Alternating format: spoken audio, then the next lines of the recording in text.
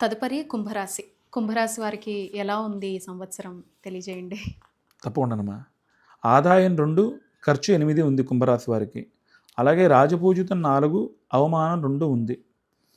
ఈ సంవత్సరం కుంభరాశి వారికి రాహువు, కేతువు అనుకునేటువంటి గ్రహాల్లో రాహుగ్రహం కుంభరాశిలోనే సంచారం చేస్తుంది. కేతుగ్రహం కళత్ర స్థానంలో సంచారం చేస్తోంది. అంటే లగ్న, సప్తమ క్షేత్రాల్లో రాహుకేతువుల యొక్క సంచారం జరుగుతోంది. ఈ కుంభరాశి వారికి ఏలినాటి శని ప్రభావంతో 2వ స్థానంలోనే శని భగవానుడి యొక్క సంచారం జరుగుతోంది.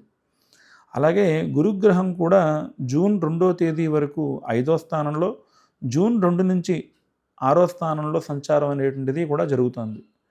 అయితే కుంభరాశి వారికి ఏలినాటి శని ప్రభావం అనేటువంటిది పెద్దగా ఉండదు అని చెప్పి శాస్త్రవచనం. కుంభరాశికి యోగాన్ని ఇచ్చేటువంటి వారిలో శని భగవానుడి యొక్క స్థితి చాలా బాగుంటుంది.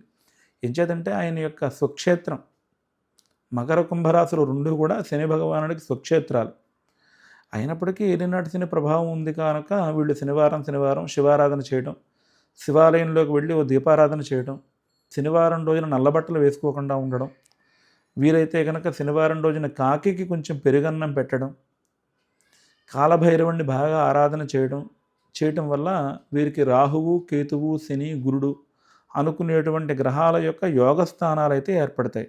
అయితే ఈ 4 గ్రహాలలోనూ కూడా కొంచెం ఒక్క శని భగవానుడు పెద్దగా చెడ్డ చేయుడు కాబట్టి కుంభరాశి వారికి స్వక్షేత్రగతుడు కనుక మిగతా గ్రహాలను కొంచెం జాగ్రత్తగా చూసుకోవాల్సిన అవసరం ఉంది.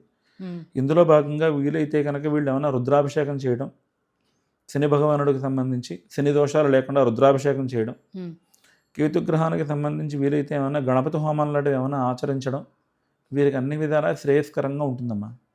ఈ రాశిలో స్త్రీలకు ఎలా ఉంది, విద్యార్థులకు ఎలా ఉందండి? ఈ రాశి స్త్రీలకు కూడా కొంచెం అనారోగ్య సమస్యలు కనిపించడం, కొంచెం ఆపరేషన్స్ లాంటివి ఏవైనా కూడా జరగడానికి సంబంధించినటువంటి ఆస్కారం ఉండడం, ఇలాంటివి కూడా ఎంచేతంటే లగ్నంలోనే రాహు, ఏలినాటి శని సంచారం, ప్రస్తుతానికి గురుబలం కూడా ఓ మాదిరిగా ఉండడం, ఇలాంటివి ఉండడం వల్ల ఆడవారు కూడా ప్రతిరోజు కూడా కాలభైరవాష్టకాన్ని పారాయణ చేయడం, హనుమాన్ చాలీసా పారాయణ చేయడం, ఇవి చేసుకోవడం మంచిది.